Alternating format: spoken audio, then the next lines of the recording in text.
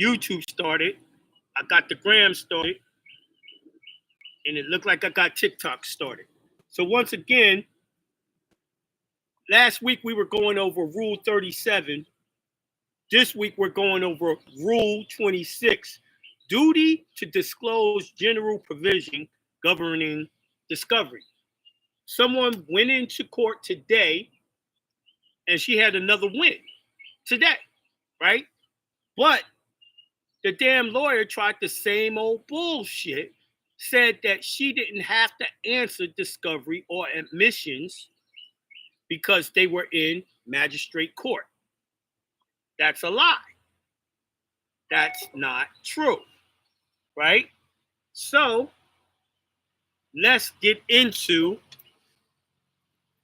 when they have to answer, and that's Rule 26 that deals with that.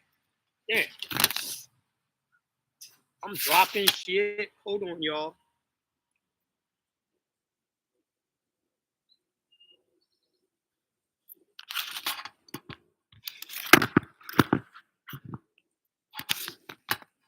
I'm discombobulated today.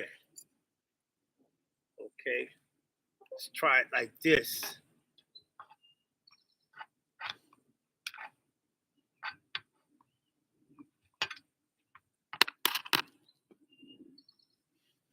This shit won't work against me today, man. I don't know. All right, there it is. I think we're straight. All right, so we're going to talk about Rule 26, duty to disclose general provisions discovering discovery. Initial disclosure. In general, except as exempted by Rule 26A, 1B, or otherwise stipulated or ordered by the court, a party must, without awaiting discovery requests, provide the other parties with I, the name, if known, the address, telephone number of each individual likely to have discoverable information, along with subjects of information that the disclosing party may use to support claims and defenses, unless the use would be solely for impeachment. So what it's saying is, like, if they're taking you into court, a bank, and they're talking about breach of contract, they automatically got to bring that goddamn contract in. In other words, they got to bring in your application to prove that they are the ones that can collect and that you actually breached the contract. They got to show the contract that they're saying you breached. That's something they have to do. They don't have a choice not to do it because it's in magistrate court, right? So make sure y'all taking notes. Rule 26 is telling you that they have to answer. There is no if, ands, buts about it. And if you want to find it in the law on your state's level, all you do is say Georgia or your state, Georgia rule or law on duty to disclose discovery. That's how you're going to find your state law. They have to. I don't know how many times I got to say that. And y'all keep on going to court and allowing these lawyers to lie and act like they don't have to answer your discovery. But let's go on. A copy or a description by category and location of all documents, electronically stored information, tangible things that are that the disclosing party has in possession, custody, control, and may use to support its claims or defenses unless the use would solely be for impeachment.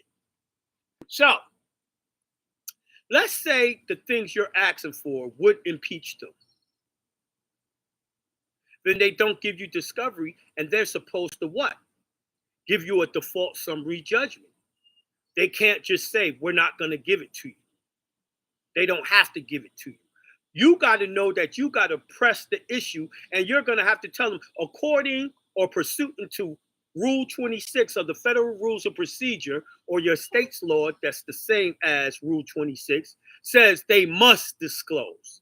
You must know that by heart. You're going to have to say that.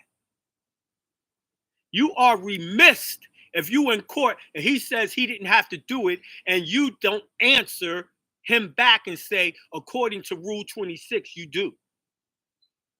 That's your fuck up. Don't fuck up, yo. It's been weeks upon weeks upon weeks. I keep on telling you about this. I think I'm going to have to make a worksheet that y'all can buy with all these laws on it for discovery. Because y'all fucking up. And I don't like it. I like when y'all win. And even when you win, like sis won again today, I'm still not happy. I'm not happy because she allowed that lawyer to lie. Right? All right.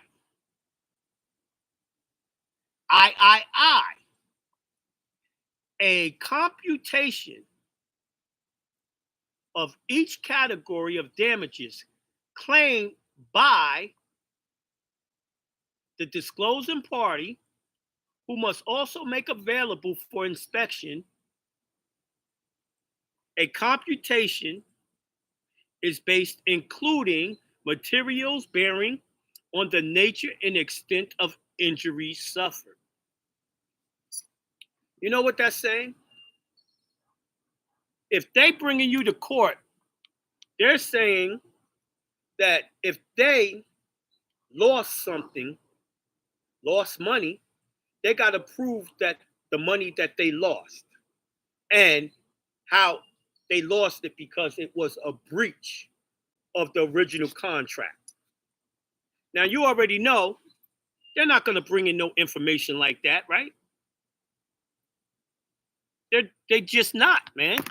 They don't do that type of stuff. They're not even used to you asking for that type of stuff. So, ain't no way they're going to ask and bring that type of stuff. They're going to be ill prepared for it. And that's what you want. That's what you want.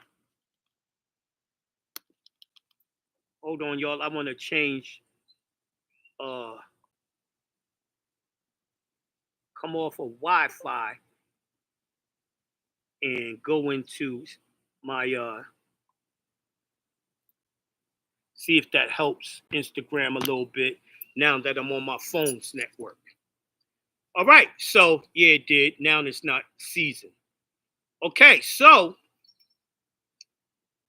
yeah, they're not going to bring that in.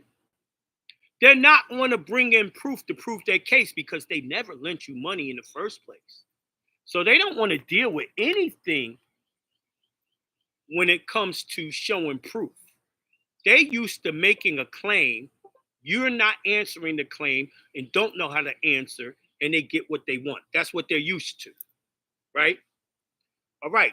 So let's go into IV, which is 4. For inspection and copying under Rule 34, any issuance agreement under which the issuance business may be liable to satisfy all or part of the possible judgment in an action or to indemnify or reimburse for payments made to satisfy the judgment. B, proceedings exempt from initial disclosure. The following proceedings are exempt from initial disclosure. I, an action for review or administrative record. II, a forfeiture action in rem arising from a federal statute. III, a petition for habeas corpus or other proceedings, challenge or criminal conviction or sentence. IV, an action brought without an attorney by a person in custody of the United States or a state or subdivision.